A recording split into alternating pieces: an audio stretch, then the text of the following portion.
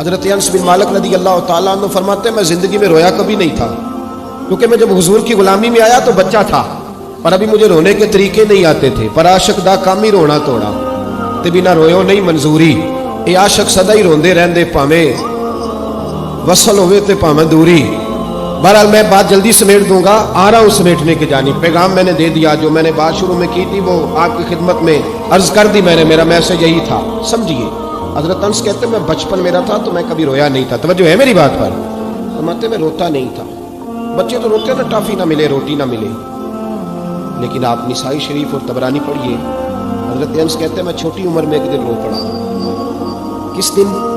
فرماتے ہیں بدر کے قیدی آئے، کیونکہ صحابہ سے انہوں نے بڑا ظلم کیا تھا، بڑا مارا تھا قریش مکہ نے، ہم نے تو مار کھائی نہیں نا۔ حالانکہ دین کی سچائی یہ ہے، بخاری شریف میں میرے نبی پاک نے فرمایا جو مجھ سے سچا پیار کرے اس کی طرف مصیبتیں دوڑ کے آیا کرتی ہیں، یہ سچائی ہے دین کی، اور صحیح بخاری میں متواتر درجے کی حدیث ہے۔ حضرت انس بن مالک فرماتے ہیں میں رویا نہیں تھا اور بڑا ستایا تھا مکے والوں نے، تو آج قیدی ہو کے جب لائے گئے نا تو نبی پاک صلی اللہ علیہ وسلم کے غلاموں نے ذرا زور زور سے رسیاں باندھی۔ حضرت بلال بھی کہتے ذرا زور سے باندھو، انہیں بڑا ستایا تھا انہوں نے۔ محبوب پاک اپنی خوابگاہ میں چلے گئے آرام کرنے۔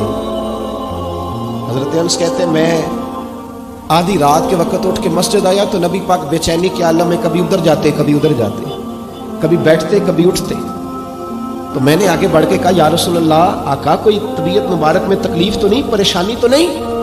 فرماتے میں نے سوال کیا تو حضور کی آنکھوں میں آنسو آ گئے، نبی پاک روئے۔ فرمایا انس یار تم نے ان کافروں کی رسیاں کس کے باندھ دی ہیں، یہ ہائے ہائے کرتے ہیں تو مجھے نیند نہیں آتی، بلاؤ ابو بکر صدیق کو، فاروق اعظم کو، مولا علی کو، ان کو بلاؤ، ان سے کہو ان کی رسیاں ذرا ڈھیلی کر دیں، یہ ڈھب سے سو جائیں گے تو میں بھی سو جاؤں گا، بلاؤ۔ حضرت انس کہتے ہیں میں کبھی نہیں رویا تھا، پر مصطفیٰ کا جملہ سنا تو بچپن میں میرے آنسو نکل گئے۔ حضور اتنا احساس، اور ان لوگوں کا جنہوں نے اتنا ظلم کیا ہے، احساس ختم ہوتا جا رہا ہے، معاشرہ دکھوں کا شکار ہے، آزمائشیں اتنی زیادہ ہیں۔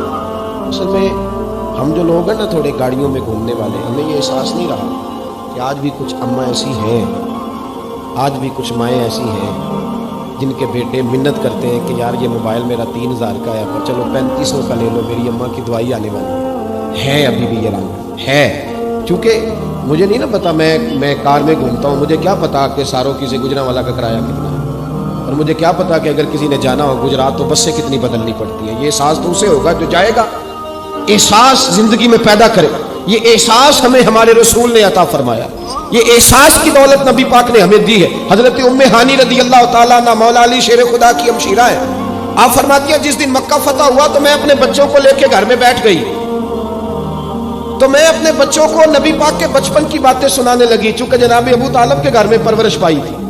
حضرت ام ہانی کہتی میں اپنے بچوں کو بتا رہی تھی، میں کہہ رہی تھی میرا بھائی بچپن میں ہی بڑا عظیم تھا، میرے بھائی کی چھوٹے ہوتے بھی عادتیں بڑی اعلیٰ تھی، میں بتا رہی تھی۔ تو میرے ایک بچے نے مجھ سے پوچھا کہ امی ماموں ہمارے گھر بھی آئیں گے، ماموں آئیں گے؟ جناب ام ہانی کہتی میں غریبنی تھی، خامن میرا ویسے چھوڑ کے چلا گیا کلمہ پڑھنے کی وجہ سے، تو میں نے اپنے بچوں کی طرف دیکھا تو میں اب دل میں خیال تھا نا، دل میں خیال تھا کہ اب تو میرے محبوب مکے کے فاتح بن کے آئے ہیں تو کسی بڑی حویلی میں بیٹھیں گے، اب تو دائیں بائیں آگے پیچھے لائنیں ہوں گی تو بڑی جگہ چاہیے نا، بڑی جگہ آج نبی پاک صلی اللہ علیہ وسلم کا دربار سجے گا۔ جناب ام ہانی رضی اللہ تعالیٰ عنہ فرماتی ہیں میرے بچوں نے پوچھا تو میں رو پڑی، میں نے کہا آئیں گے تمہارے ماموں، کیوں نہیں آنا، میرے بھائی ہیں آئیں گے، ضرور آئیں گے، ذرا کام نمٹا لیں۔ اور فرماتی ہیں ساتھ ہی آنسو تھے کہ بڑا سارا گھر ہو تو حضور آئیں، سارا مکہ آج غلام بن گیا ہے، 10,000 کا لشکر مدینے سے آیا ہے، میرا چھوٹا سا گھر ہے کہاں بٹھاؤں گی۔ فرماتی ہے میں رو ہی رہی تھی کہ میرے دروازے پہ دستک ہوئی اور میں نے بے دل ہو کے دروازہ کھولا، کون ہے دروازے پہ؟ تو کہتے ہیں دھیمی سی آواز آئی ام ہانی دروازہ کھول، میں محمد عربی تیرے دروازے پہ کھڑا۔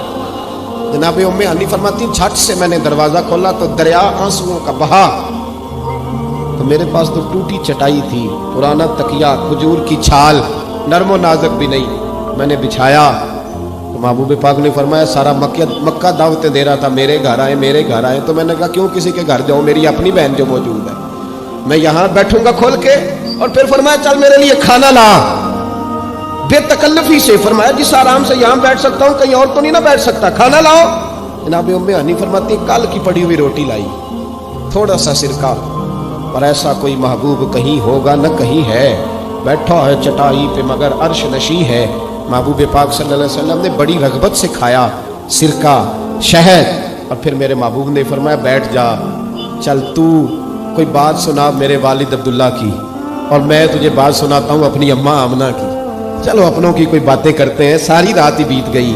احساس کی دولت, بھائی گزر جاتا ہے بہن کے محلے سے, پر 10 منٹ ٹائم نہیں کہ چلو بیچاری سے مل لوں. میں اکثر کہتا ہوں میرے جیسے پیر کو کڑکتا نوٹ 5000 کا دو نا, پیر سب دعا کرنا, انہیں دعا رٹی پکی ہوئی, اللہ بھلا کرے اللہ خیر کرے, سارے نہیں کوئی ہے الا ماشاء اللہ. اور بہن کو کبھی پرانا جوڑا بھی دیا ہو نا اٹھا کے پرانا, تو وہ ساری رات آنسوؤں سے دعا مانگتی رہتی ہے, یا اللہ میرے بھائی کی خیر کر, یا اللہ میرے بھائی کی خیر. یہ احساس رشتوں کا, تعلقات کا, یہ میرے نبی پاک کی سیرت ہے.